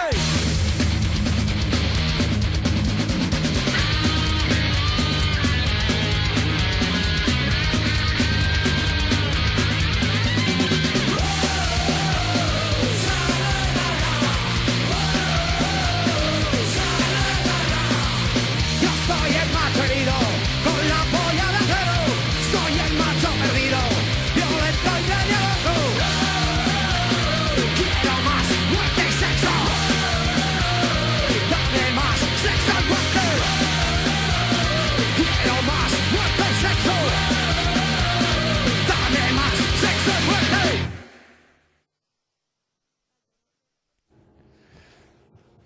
Y vamos a continuar inaugurando una nueva sección que se llama La Pregunta Tonta, en la que vamos a coger típicas preguntas que consideramos tontas, a las cuales hay que dar respuesta. Si estáis comunistas sois, ¿por qué usáis Twitter o WhatsApp? Bueno, lo primero, que no todos usamos Twitter o WhatsApp, como no lo utiliza el 100% de la población. Lo segundo, como parte de la sociedad que somos, nos afectan de igual modo las novedades tecnológicas, pues formamos parte de la sociedad y no vivimos ni en cuevas ni en comunas apartadas de la sociedad. Lo tercero, los comunistas nunca hemos estado en contra del desarrollo tecnológico, De hecho, siempre lo hemos promovido. En muchos países socialistas se han dado avances tecnológicos muy importantes, como la vacuna contra la viruela o la llegada del espacio del primer hombre y de la primera mujer. Lo cuarto, aunque este avance tecnológico venga de manos de empresas que solo buscan el lucro por encima de todo, no podemos rechazar nada que no nos ayude en nuestra lucha por cambiar el sistema. No podemos renunciar a Twitter como herramienta de difusión de nuestras ideas, ni a WhatsApp como herramienta de comunicación por la rapidez que aporta. Y por último, aunque estemos en contra del capitalismo y de la propiedad privada, no podemos montarnos un mundo aparte en el que las desigualdades no existan, ni un mundo en el que por nuestra pureza ideológica no compremos ni trabajemos para estas empresas. Creando un mundo aparte, no combatimos el sistema lo combatimos desde dentro, asumiendo que cuando compramos el pan en una gran superficie o ropa en el Primark, estamos beneficiando a esas empresas. Pero el terreno de juego no lo hemos elegido nosotros. Os invitamos a que todas las preguntas tontas que os encontréis, las encontramos un día por el Twitter, nos las metáis aquí en el Facebook, hashtag la pregunta tonta. Bueno, pues seguimos con el debate. Antes Natalia nombraba la reforma de la ley electoral y, bueno, lo que me gustaría saber es qué reforma electoral defiende el PSOE. Bueno, a ver, nosotros consideramos que las Juventudes Socialistas consideran que el reparto que se produce con la actual ley electoral no es justo, perjudica evidentemente a las formaciones minoritarias. Y desde nuestra organización llevamos mucho tiempo, que no es una cosa de ahora, que no es una reivindicación que nazca al calor de una conferencia política o de una oposición política, es una reivindicación que llevamos mucho tiempo haciendo, una ley electoral más justa, una ley electoral que exija un reparto equitativo que ya no un reparto equitativo, que sea un reflejo de lo que vota la sociedad, que la ley electoral, que el reparto que se produzca sea el reflejo de lo que ha votado la sociedad. Puntualizo un pelín solo, que la ley electoral, no vamos a entrar en lo que es la ley de ON, como ya estábamos hablando aquí antes, fuera de micrófonos, pero sí que tenemos que tener dos cosas claras, y una persona de Teruel la tiene que tener todavía más clara. El cambio de circunscripciones, de acuerdo, pero cambiemos el Senado, que el Senado sea una Cámara territorial. Es que el problema de que me lo encuentro en Madrid, me lo encuentro en todos lados con este tema, siempre hablamos del inicio o del final. Para mí es el final, cambiar las circunscripciones es el final. Yo creo que primero tenemos que amoldar las instituciones a la representación territorial. Porque yo, como ciudadano de Teruel, yo estoy a favor de que la circunscripción sea provincial y no nacional. Porque la voz como turolense en Madrid la tengo asegurada. Si hubiera una circunscripción única, ¿vale?, para elegir el Congreso sería imposible, porque estamos hablando que si vamos a población somos 100.000 habitantes de 45 millones. Entonces, por lo tanto, si tuviéramos suerte, el 100 sería miembro de Teruel o no. Entonces, primero cambiemos las instituciones, hagamos que exista una Cámara Territorial donde se debatan los problemas territoriales y donde todos podamos estar representados, que luego también ahí entra otro debate, cómo elegir esa Cámara. El Senado hay que reformarlo, está claro, el Senado actual no sirve para gran cosa, hay que modificarlo y hay que convertir en una Cámara Territorial. Entonces ahí es donde entra el debate real de cómo hacer esa Cámara de representación territorial real. Entonces, por lo tanto, sí estamos de acuerdo en que se ha de modificar el Senado, salió aprobada en la conferencia, que tiene que ser una Cámara Territorial, y entonces, una vez que ya tengamos las instituciones amoldadas a la representación, a las políticas territoriales, ya podremos cambiar las circunscripciones. Pero no como turulense y como aragonés, me niego a hacer la casa por el tejado, porque ese discurso es una falacia para la gente de pequeñas provincias. Porque una persona de Madrid, por mucho que quiera, no conoce la realidad de nuestro territorio. Y entonces, por lo tanto, yo creo que no tiene la capacidad para poder tomar decisiones sobre el mismo. Entonces, la ley electoral sí, cambiada, pero después. Jorge. Pues yo creo que tendrían que ser unas primeras iniciativas el cambiar la circunscripción y hacer una circunscripción única de una persona a un voto. Básicamente porque, aunque tenga razón, que tenga que haber representación territorial, evidentemente para eso habría que reformar el Senado u otra Cámara o lo que fuera, que fuera una Cámara de representación territorial. Evidentemente, además, si queremos avanzar hacia un Estado federal, pues supongo que lo más normal es que exista una Cámara de representación territorial. Actualmente, o sea, el Parlamento no es de representación territorial, aunque se elijan por territorios. O sea, tú en realidad sí votas a un candidato o candidata, pero votas a un partido y va a llevar la línea de partido. No hay mucha significación que venga de un sitio o que venga de otro, excepto quizá alguna de los partidos que sí son significativamente territoriales, ¿vale? Pues me estoy refiriendo pues, a partidos llamados nacionalistas, periféricos, que tienen representación y que sí que pueden hacer, de hecho sí hacen una política de defensa, si lo queremos de alguna manera, de su territorio. Pero a nivel general eso no se da, por lo tanto no creo que haya que esperar a que esté reformada una Cámara de Representación Territorial para empezar a hacer una electoral justa. Es simplemente por justicia. No puede ser que un voto valga más o menos, depende de a quién votes y de dónde votes. Es que, es decir, lo de un hombre, un voto lo hacemos en la Unión Europea. Es decir, la Unión Europea es circunscripción única. Ya lo tenemos ahí, los resultados están claros, que tampoco muchas veces se desvirtúa el tema. El tema de que los representantes no es territorial, pues, siento contradecirte, y muchas veces queda esa sensación porque los medios no lo recogen, es decir, queda oculto. El trabajo que hace un diputado del territorio, de su territorio en la Cámara de Madrid, es un trabajo pues que no sale recogido en los grandes periódicos, que con suerte las ruedas de prensa que se hacen en estos territorios sale recogido, pero sí que hay un trabajo. Y también hay un trabajo dentro de los mismos grupos parlamentarios. Y hay muchas cosas, como ya decía, como he dicho antes, que una persona que vive en Madrid, que no ha pisado la provincia de Teruel, que no sabe que tenemos más de 190 kilómetros entre pueblos, no sabe los problemas que tienen esos pueblos y que la política del Estado tiene que ir a ellos. Entonces, ahí es donde tiene el valor el diputado elegido en Teruel, o en Huesca o en Zaragoza. Y ahí es donde existe. Entonces, porque no salgan los medios no quiere decir que no exista trabajo. Hay un trabajo muy grande. Y deberíamos de empezar a enumerar, y no acabaríamos de enumerar las propuestas y las iniciativas que se llevan a cabo. Que claro, los partidos nacionalistas tienen mucha más voz, es normal que el representante de un partido nacionalista tenga su repercusión y luego los diputados de los partidos del Partido Socialista pues tengan menor, pero eso es fundamental y desgraciadamente es un trabajo. Y ya te digo, y no creo que haya que hacer la casa por el tejado. Cambiemos las instituciones y al cambiar las instituciones cambiaremos la ley electoral. ¿Ucar? No, una pregunta así suelta. ¿Y esto para cuándo? O sea, es decir, hay metas de años, porque igual nos podemos pegar 30 años y necesita el PSOE gobernar 30 años para cambiar la ley. Bueno, la ley electoral. No, la ley electoral... Es una pregunta sin mala fe. No, te lo digo, no hay nada en mala fe en esta mesa, ¿no? Es básico. Hemos apostado por el sistema federal. Entonces, cuando asentemos el sistema federal, creando la Cámara Territorial como debe ser, entonces irá una cosa detrás de la otra. Porque entonces no tendrá sentido que haya 2 diputados por circunscripción, porque ya habrá una Cámara Territorial. Y entonces hablaremos del Congreso en otros términos diferentes a los actuales. Hablaremos de otros términos.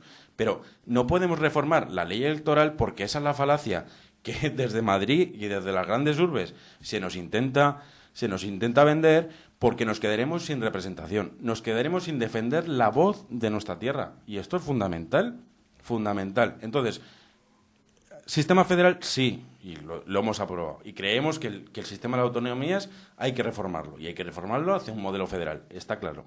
Y ya lo tenemos claro. Entonces, cuando se consiga el consenso, con tanto que nos gusta el consenso, pero tiene que haber un consenso para hacer una reforma constitucional y que es lo que conlleva el sistema federal, ahí es cuando entre, porque es que será tan fácil porque no tendrán sentido, como ya he dicho, no tendrán sentido las circunscripciones provinciales para elegir los congresistas, no tendrá sentido porque ya estará la Cámara Territorial, que es el gran debate que queda abrir en este país, que es cómo se eligen esos miembros de representación territorial, si a través de las comunidades autónomas, si a través de los gobiernos de las comunidades autónomas, si las circunscripciones autonómicas, si las circunscripciones provincial, es decir, ahí queda un debate largo.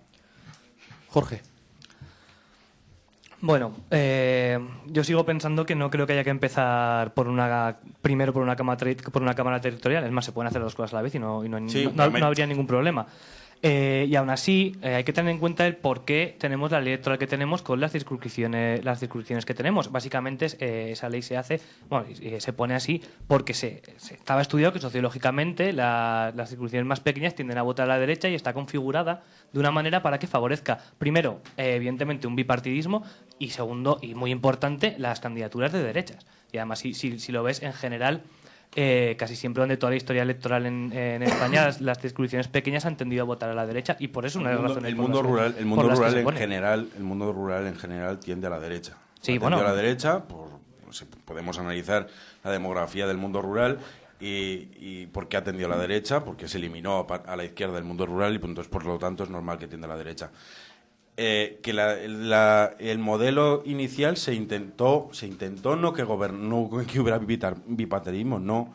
Lo que se intentó es que la izquierda, por mucho que me sigo considerando izquierda, la izquierda no tuviéramos representación en ninguna parte del territorio, en ninguna que no fuera Madrid, Valencia y Andalucía. Hay Cataluña y Andalucía. No estoy de acuerdo con eso, básicamente porque... y lo que se hizo, un momento para acabar, y lo que se hizo... Tenía el turno de palabra yo, pero bueno. Perdón, vamos a dejar hablar a Jorge y luego si quieres puedes responder. Ahora contestas, por favor.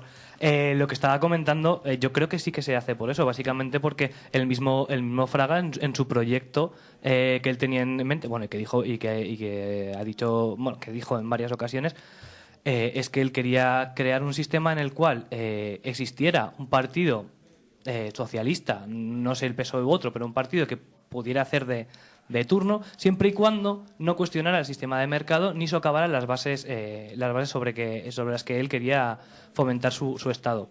Que igual no salió exactamente como planeaba, pero parecido. Y de hecho, además de esto, recuerdo que lo comentábamos en un congreso con Santos Juliá sobre la transición y tal, que bueno, la verdad es que fue curioso esta cuestión de ver cómo pues el proyecto Fraga no ha quedado tan alejado de la realidad como pensaba, aunque él no esté tan presente como le hubiera gustado. Bueno, ahora ya no está muy presente, a ver. Pero bueno. Y con el tema de lo de la reforma de la Constitución, para reformar la Constitución o para hacer cualquier ley, no hace falta un consenso, hace falta mayorías en las instituciones. No es lo mismo, ¿vale? O sea, se han hecho reformas de la Constitución sin consenso y ya hemos hablado de ellas, y muchas leyes sin consenso también. De hecho, todas las que se están haciendo ahora son sin consenso. Así que no hace falta un consenso, sino un sistema de mayoría. Y vuelvo a decir, creo que hay que dar prioridad a una persona, a un voto, antes que cualquier otra cosa dentro de un sistema electoral. Coincido con que evidentemente hay que pensar cómo va a estar representado los territorios, porque no se puede perder la representación territorial máximo si queremos un Estado federal. Pero hombre, poner por encima vamos a dejarlo para dentro de un tiempo, vamos a ver cómo participan los territorios y tal, es que claro, eso a mí me suena que lo vamos a alargar quizá demasiado hasta que al final otra vez no se vuelva a hacer. ¿Quieres responder? Vale, pues responde Diego y pasamos al tema. Breve. A ver, el concepto de política que tengo no es instantánea. Es decir, para empezar, la política ya sus cauces. Y ya he dicho que no es eterno. Es cuando la reforma de las comunidades autónomas que ha de surgir y que se ha de hacer, entonces será el momento de cambiar la ley electoral, porque ya se habrá reformado. Y segundo, no voy a dejar de defender los derechos de mi tierra por un hombre, un voto. Tengo que decir, sí que un hombre, un voto lo tenemos siempre. Es decir, siempre un hombre, un voto. Pero a mí, una persona de Teruel, lo siento pero es que este tema es bastante sensible en las zonas que hemos sido olvidadas años y años y años y años se nos ha considerado de periferia, tanto periferia autonómica como extraperiferia nacional. Entonces es un tema muy sensible y entonces no voy a permitir que a mí me ningunees porque sea el 0,00001% de la población total de Aragón, siendo que tengo los mismos derechos como ciudadano. Tú viviendo en Zaragoza que yo viviendo en el pueblo más recóndito de la provincia de Teruel. Yo creo que el ciudadano ha de tener los mismos derechos y para eso hay veces que cuando no hay una Cámara Territorial pues ha tenido que existir este sistema. ¿El modelo Fraga? Pues sí, se podrá valorar. Podremos entrar en el modelo de la Constitución del 78. Podemos entrar en las teorías conspirativas de cómo se fraguó, de cómo se nos engañó a la izquierda, de muchas cosas, porque en una negociación se pierde y se gana. Y por último, lo del consenso, vuelvo a lo mismo. Yo creo que en una casa, para que haya una estabilidad, tiene que haber unas normas de consenso acordadas entre todos, porque si tú dices que no tiras la basura y que prefieres que tu casa, que tu habitación sea un estercolero, al fin y al cabo, yo, si convivo contigo, digo que no puede ser eso, entonces tenemos que buscar una cosa entre media. Entonces, en la educación, por ejemplo, es fundamental que se llegue a una ley de consenso educativo. No puede ser que cada 4 años, que no puede ser que se intente aprobar ahora una ley en el Parlamento y toda la oposición, todo el arco parlamentario diga que en el momento que pierda la mayoría absoluta el Partido Popular la va a derogar. No podemos seguir así, hemos perdido 30 años y estamos jugando con el futuro. Entonces hay cosas que son fundamentales para poder convivir y para poder forjar el futuro. Que hay cosas que tenemos que llegar a acuerdos, yo creo que es fundamental. Vale, a partir de la posibilidad de llegar a acuerdos o no en este tipo de sociedad, vamos a hacer otra pregunta. Hace poco pudimos leer un artículo en el periódico La Marea de cómo el PSOE ha ido abandonando progresivamente, ya desde sus orígenes marxistas, ha ido abandonando un discurso de clase. Luego, después de la transición y en democracia, se iba refiriendo en vez de clase proletaria y clase capitalista, pues a clases medias, hasta llegar al punto de no hablar de conflicto de clases en la década del 2000. Entonces, la pregunta concreta es, ¿pensáis que se puede ser de izquierda sin tener en cuenta la lucha de clases? Para mí no.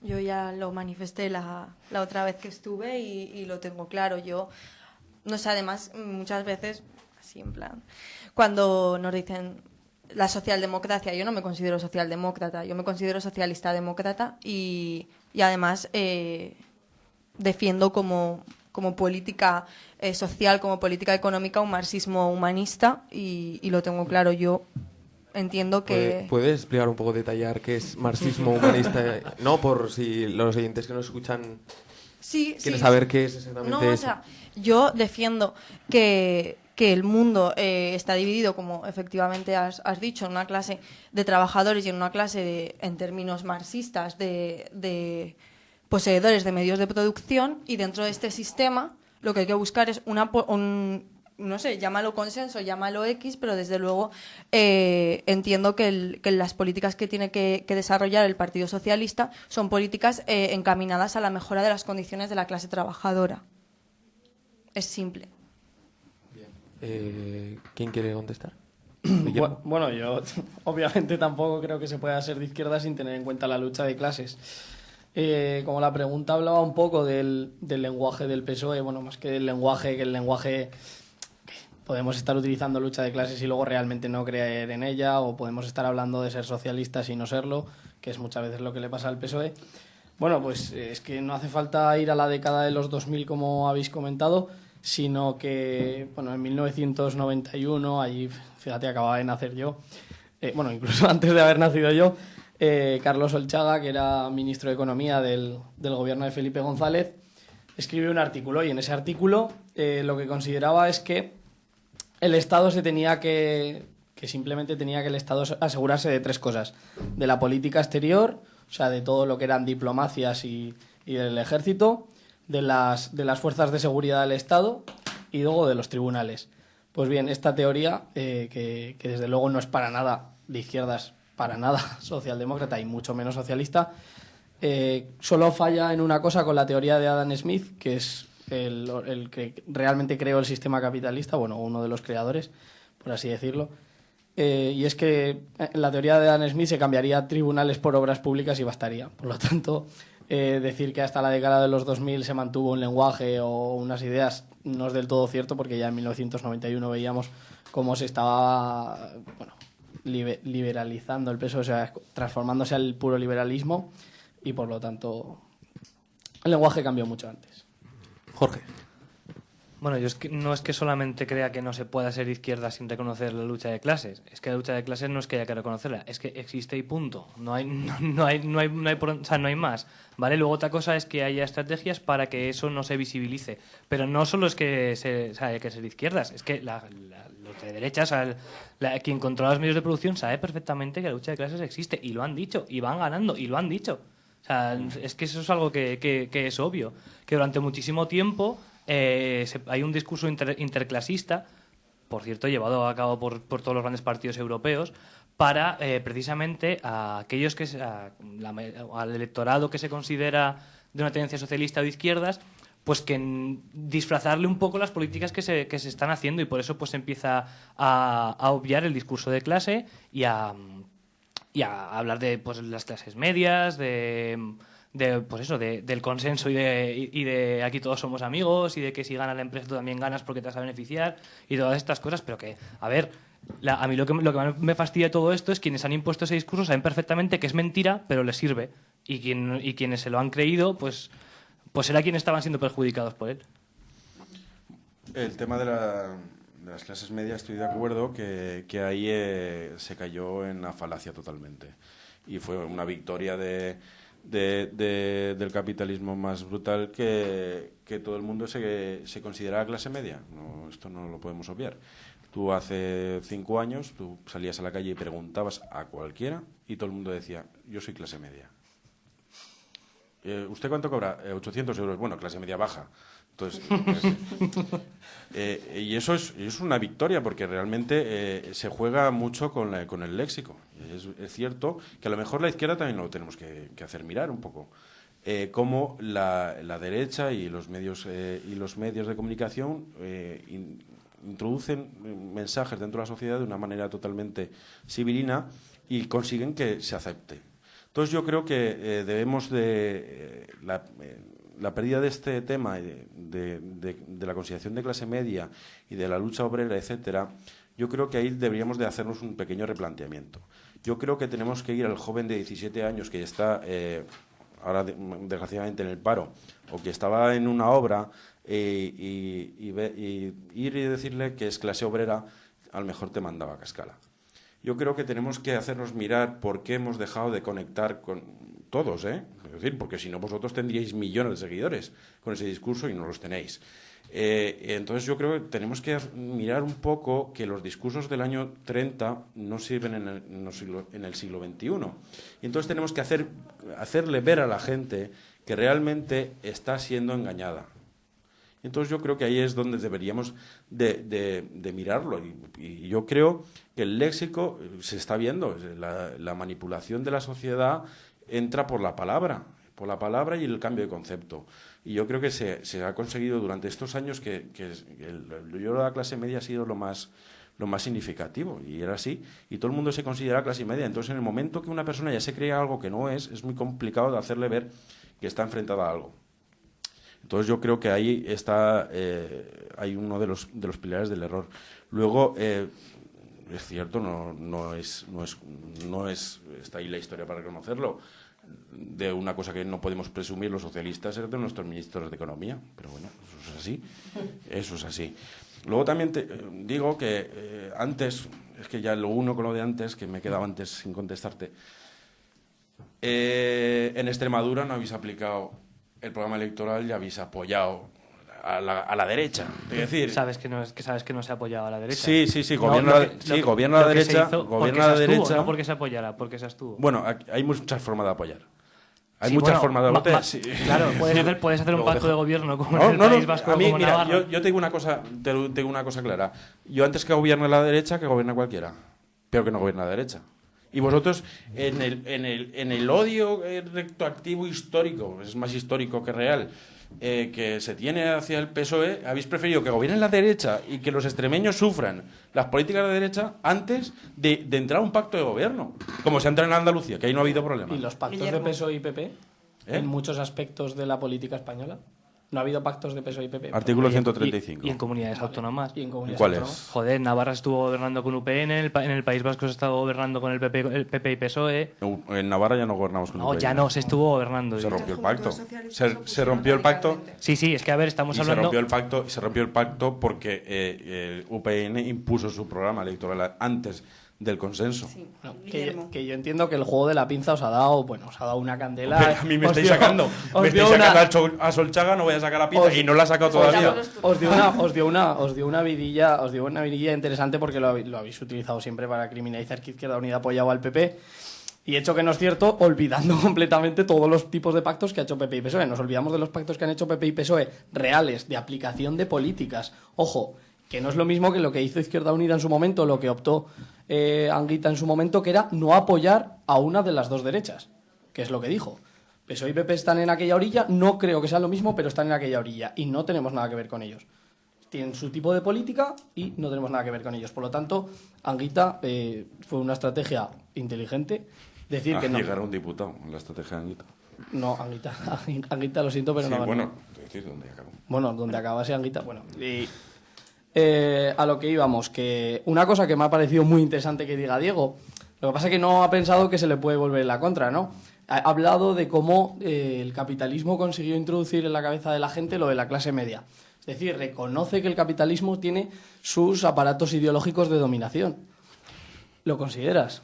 Claro. Cierto, y antes podemos hablar, pero antes hablaba antes de la legitimidad que tiene el PSOE con los 10 millones de votos, que entiendo que entonces esos 10 millones de votos se los gana el PSOE por su trabajo en la calle, por su potencia, explicándole a la gente por qué hace las políticas y no realmente porque tenga aparatos de dominación ideológica, ¿o sí? ¿Aparatos de dominación ideológica? ¿El PSOE es un partido capitalista o socialista? ¿Izquierda Unida es un partido capitalista? No. No. Izquierda Unida es un partido habría que leerse los documentos. Habría que leerse los documentos de la Asamblea Federal de Izquierda Unida en los que es un movimiento político y social que apuesta por una alternativa lejos del sistema capitalista. O sea, eso es así. Netamente anticapitalista. Bueno, claro, obviamente. O sea, aparte del sistema capitalista, anticapitalista, en este caso. Entonces, la utilización que se le da a los aparatos de dominación ideológica, si se utilizaba en un caso, habría que utilizarla en otro. Otra cosa que se ha dicho, que se ha hablado de que el lenguaje de los años 30 no se puede seguir utilizando. A ver, yo concibo el marxismo, bueno, lo concibo, no, es una ciencia de estudio y como tal es una ciencia histórica que permite estudiar, en este caso la historia, a lo largo de esta. Por lo tanto, no es que considere que el lenguaje de los años 30, que el lenguaje comunicativo, estaríamos hablando de otra cosa. El programa 50, precisamente de Iskra Radio, versaba sobre la comunicación política.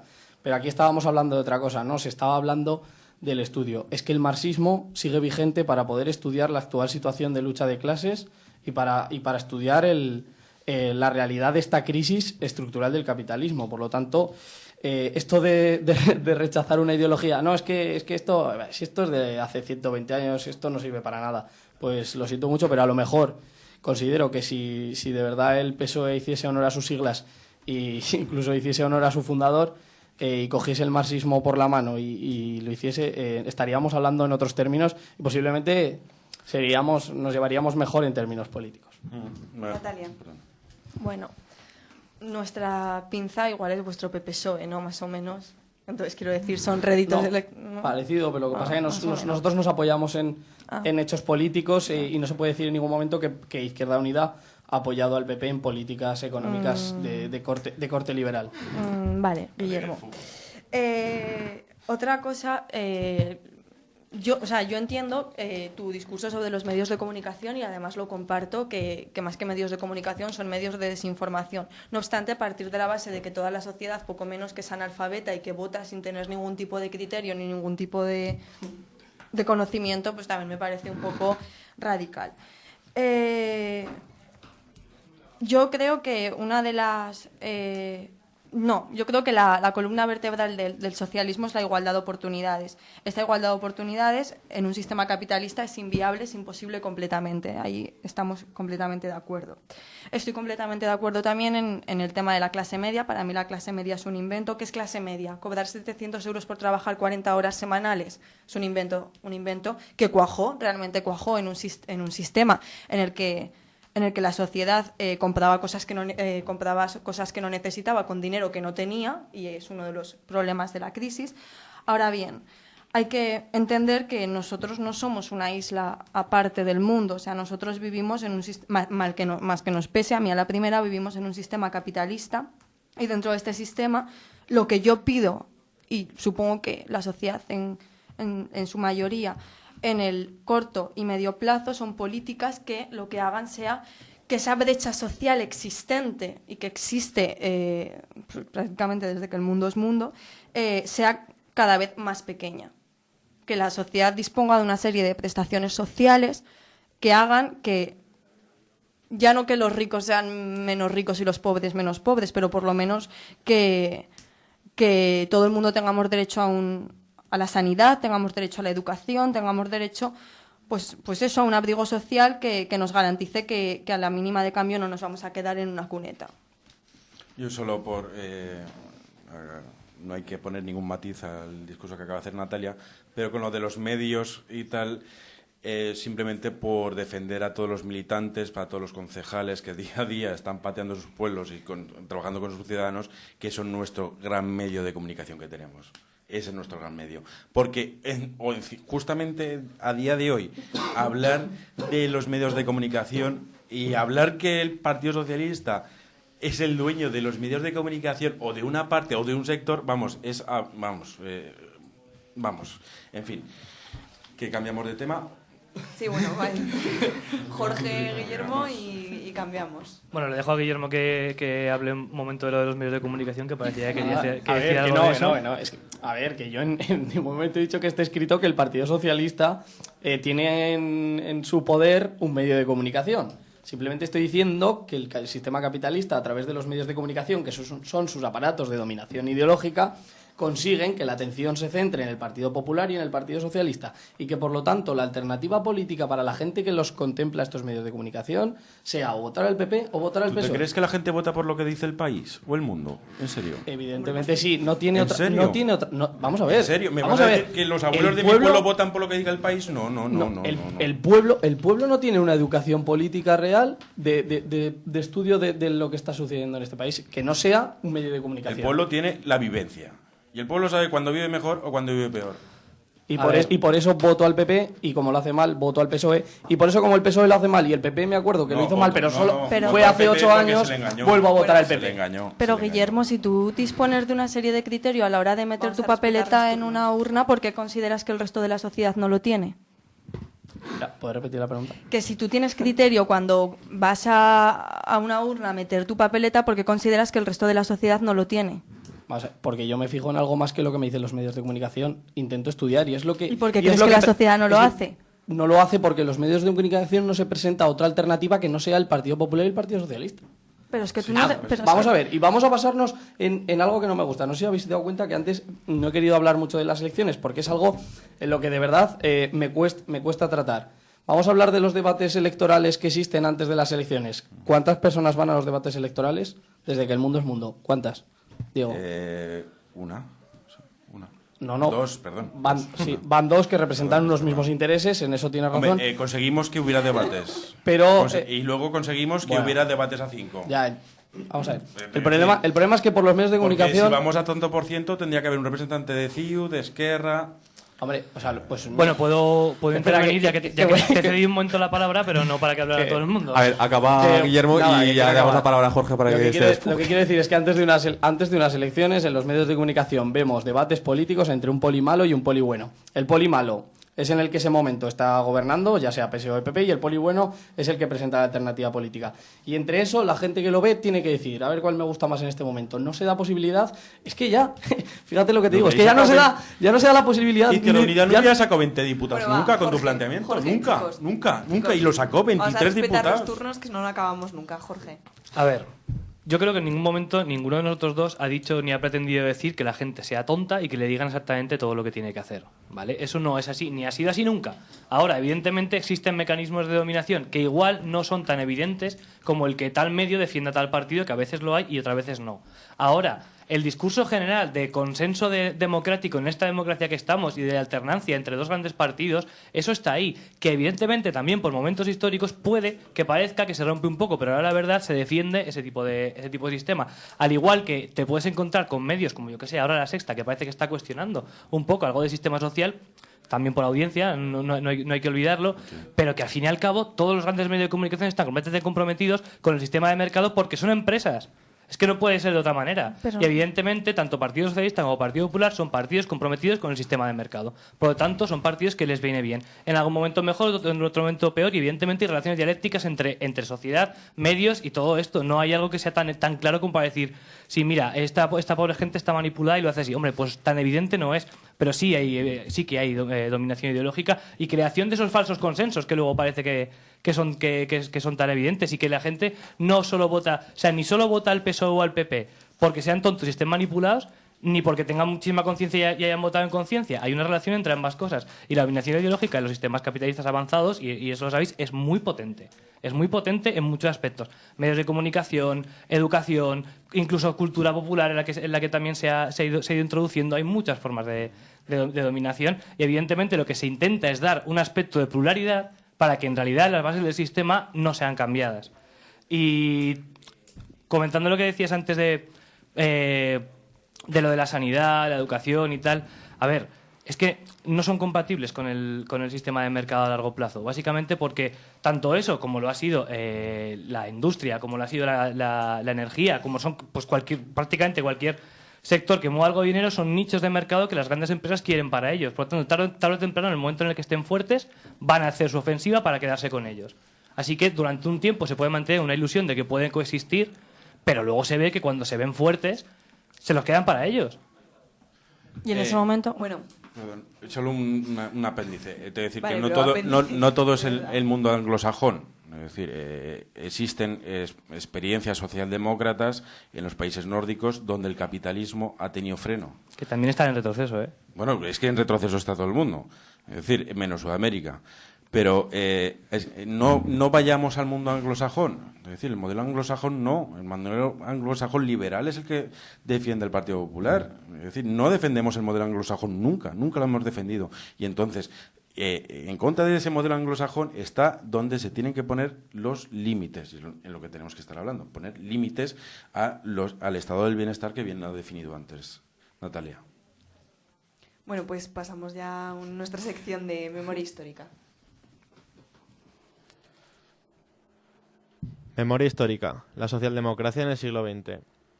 Durante la mayor parte del siglo XX, la izquierda estuvo definida por los partidos socialistas y comunistas, que, a pesar de sus diferencias, se reconocían como parte de una tradición decimonónica común. Durante las dos posguerras mundiales, los partidos socialdemócratas comenzaron a formar parte de los gobiernos europeos con unos programas políticos basados en el pleno empleo, el aumento de los salarios reales y la construcción del estado de bienestar. Esta política era posible en una larga etapa de prosperidad económica en la que los objetivos de la socialdemocracia podían alcanzarse sin afectar a la acumulación capitalista. Entre los años 70 y 90 la situación cambió drásticamente. En primer lugar, a lo largo del tercer cuarto del siglo XX, los partidos socialdemócratas en el poder entraron en la contradicción de desarrollar una política exterior claramente imperialista mientras defendían la democracia dentro de sus fronteras. Por otra parte, los movimientos de 1968, reivindicando una serie de problemáticas hasta entonces secundarias para la izquierda tradicional, poniendo en cuestión los límites de sus concepciones en torno a la democracia. Sin embargo, la recesión económica de 1973, el elemento que más gravemente iba a afectarla, en tanto que desmoronó los pilares de su proyecto keynesiano. De este modo, entre las décadas 80 y 90, la socialdemocracia se enfrentó a una profunda crisis de identidad. La respuesta vino de la mano de la adopción de las recetas neoliberales de sus rivales conservadores, aunque camuflándolas bajo un discurso que apelaba a la modernización y a la creación de empleo. En política exterior, la socialdemocracia en el poder continuó apoyando las agresiones imperialistas en el tercer mundo. Ejemplos de este giro neoliberal de la socialdemocracia son apreciables en los gobiernos de Felipe González y Tony Blair.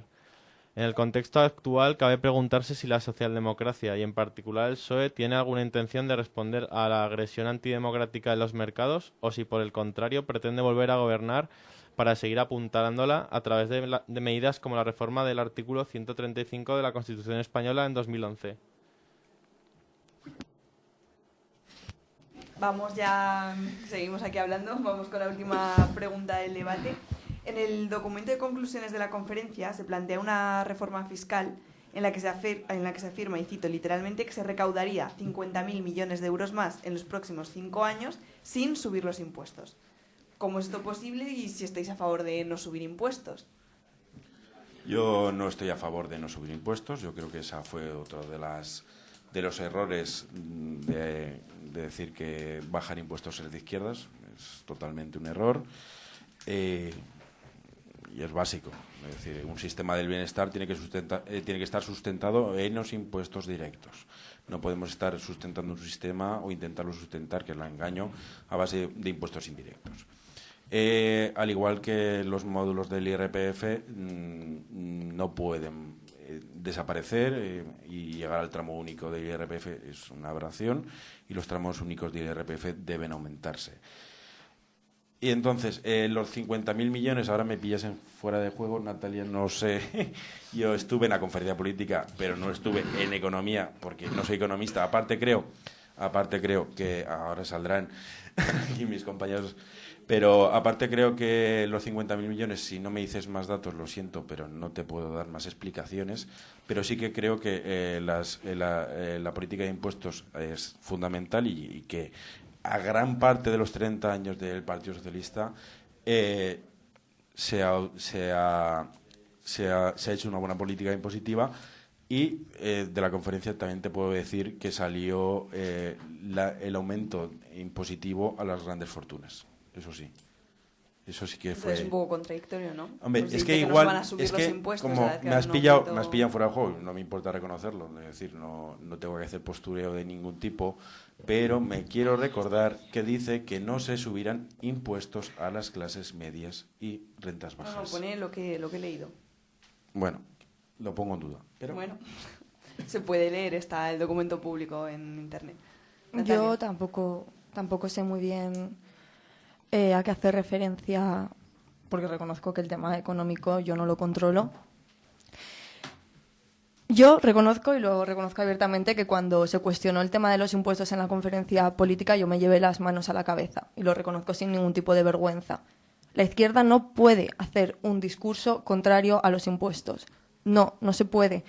Tú haces el impuesto no es malo, o sea, y la sociedad tiene que entender que los impuestos no son malos. De los impuestos salen los servicios sociales, que son básicos para garantizar la igualdad de oportunidades. Ahora bien, un impuesto tiene que ser progresivo, me explico.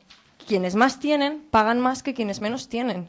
Y esta debe de ser, en mi opinión, la política que tiene que defender el Partido Socialista, que quienes más tienen aporten y quienes menos tienen contribuyan menos, algo equitativo que garantice esta igualdad de la que hacemos gala, pero desde luego bajo ningún concepto hacer una crítica o criminalizar los impuestos, porque desde luego no, a mí personalmente no me parece en absoluto una política de izquierdas. Guillermo. Bueno, yo simplemente una cosa de las que ha dicho Natalia, porque en el resto de la defensa estoy bastante de acuerdo. De hecho, es que no voy a añadir nada más sobre el tema de los impuestos, salvo el hecho de que la gente concibe los impuestos como algo malo. La gente concibe los impuestos como algo malo porque ve que el dinero que aporta para el Estado no se le ve a él agradecido de alguna manera a través de la educación, a través de la sanidad, que es lo que hay que entender, ¿no? No solamente se vive gracias a un salario, sino gracias a ese impuesto que te cobra el Estado para después aprovecharte de él, como puede ser en tema de vivienda, en tema de sanidad, en tema de educación, en cualquier otro tema de servicios sociales. Y el grave problema, al margen de que Diego diga que las propuestas impositivas de todos de los gobiernos del PSOE, y yo creo que realmente han sido negativas a lo largo de la democracia, porque no se han visto precisamente agradecidas de una manera completa o total. Ya no se habla de los avances que haya podido haber en educación o retrocesos, sino que no se han visto de una manera total, y por lo tanto sí que se concibe el impuesto como algo malo. Jorge. Bueno, sí, yo también estoy bastante de acuerdo con lo que han dicho los tres compañeros sobre los impuestos.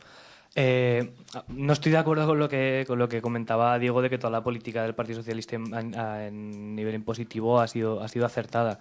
A ver, sí que es verdad que en un primer momento, incluso los primeros gobiernos del OCDE, si no recuerdo mal, pues empieza a hacer impuestos sobre sociedades y sobre renta de capital, que había muy poquito, eso es cierto. El problema es que las últimas reformas de impuestos que hace el gobierno de Zapatero, hombre, pues eliminar el impuesto de patrimonio, pues la verdad es que me parece un grave error. También creo que se recortó el impuesto de sociedades y se permite la aberración que son las SICAP, ¿vale? O sea, pues hay que ser también un poco tener en cuenta también algunas de estas cosas que se han hecho. Y luego, pues la verdad es que con lo que habéis dicho estoy bastante de acuerdo. Si es que es lo que pasa muchas veces. Estáis comentando aquí ciertas cosas que yo creo que que coincidimos bastante. Lo que pasa es que ¿qué pasa luego cuando llega el momento de aplicarlas? O sea, a mí siempre me viene a la cabeza la frase de Alfonso Guerra en una de las primeras, creo que la primera campaña electoral que está preparando, del papel lo aguanta todo. O sea, sí, bueno, vamos a poner aquí, luego ya veremos a ver qué es lo que se hace. Claro, es que el problema de intentar contentar, por un lado, a las grandes fortunas y, por otro lado, a un electorado que se considera de izquierdas. Eso es una contradicción bastante gorda. Bueno, vamos... Sí, bueno, digo que mentalmente se considera de izquierdas, que supongo que sí, pues si te consideras de izquierda, pues supongo que serás de izquierdas, es lo que digo, se considera de izquierda. Ahora os volvemos a dar palabra, pero vamos antes con las convocatorias. Bueno, las convocatorias. Mañana martes 26, a las 6, concentración de las personas afectadas por el ingreso aragonés de inserción. Paseo Mar Agustín, edificio Pignatelli de Zaragoza. A las 8, asamblea de rendición de cuentas de IU Teruel en el Salón de Plenos del Ayuntamiento de Teruel. Miércoles 27, a las 11, entrega de firmas contra la centralización de las unidades de salud mental en el Paseo María Agustín, edificio Pignatelli de Zaragoza. Viernes 29, a las 11, mesa informativa sobre las cláusulas suelo, frente a la oficina de CAI. Convoca plataforma de apoyo a los afectados por entidades bancarias de Fraga y comarca.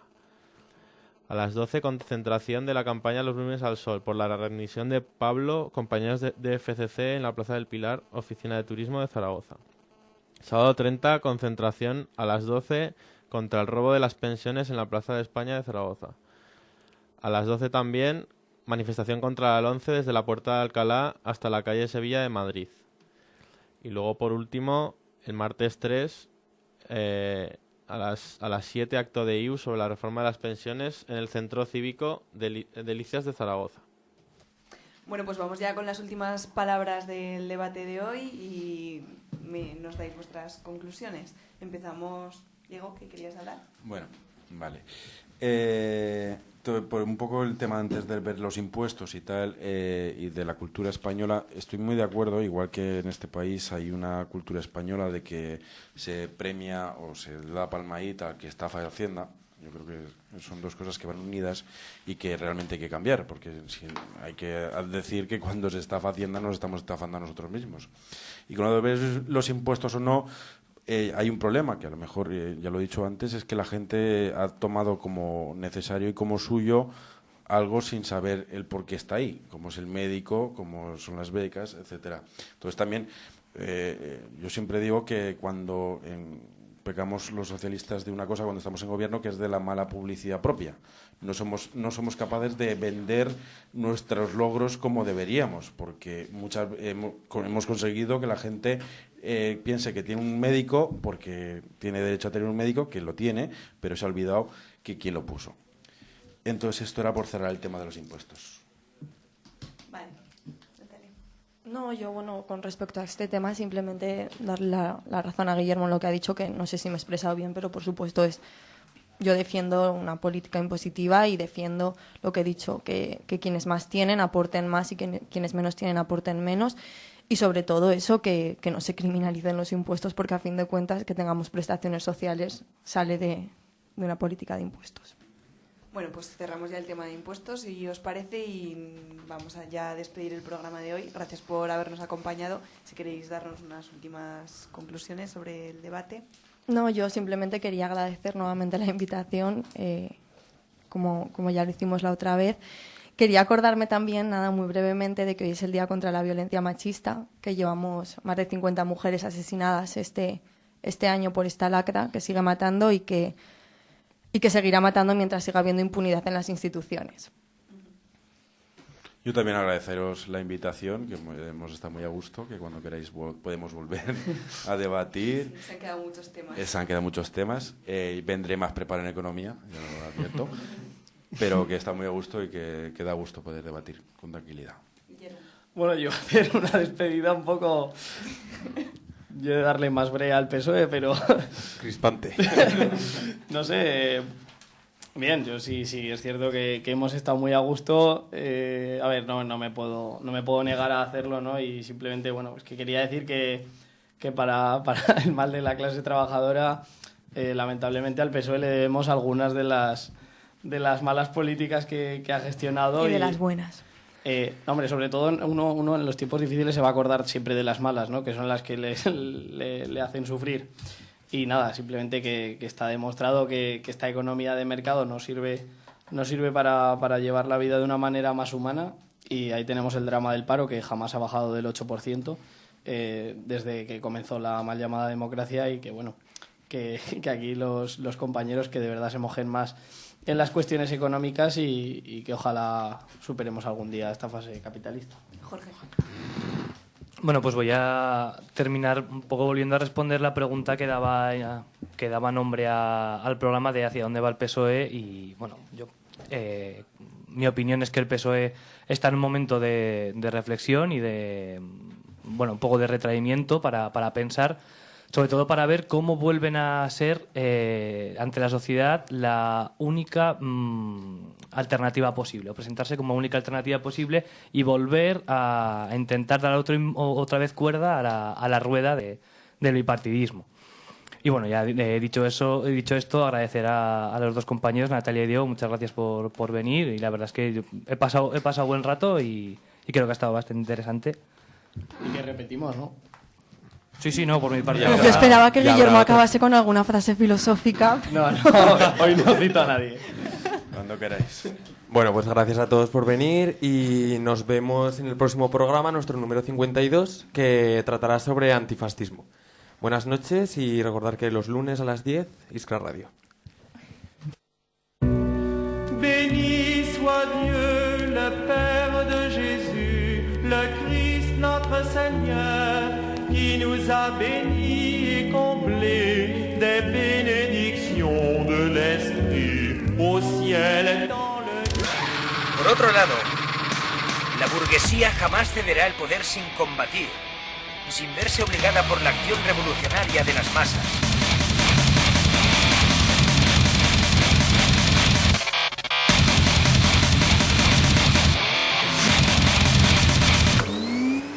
Por eso, el problema principal de una estrategia socialista es crear las condiciones objetivas y subjetivas que hagan posible la acción revolucionaria de las masas, sin la cual no es posible que la burguesía pueda ser combatida y vencida. Combatida y vencida.